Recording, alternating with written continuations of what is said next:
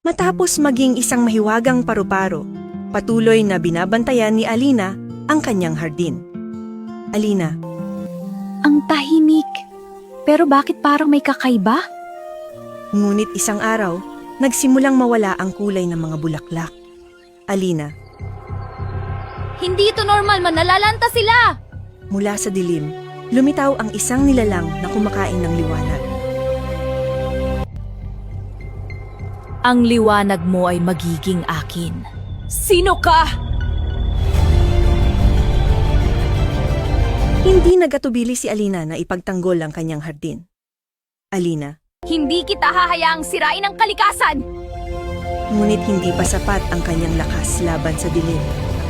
Alina, Hindi ako sumusuko. Mahina ka pa.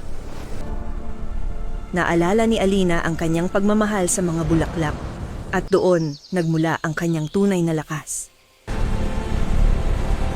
Ang lakas ko ay mula sa pag-ibig. Hindi pa tapos ito.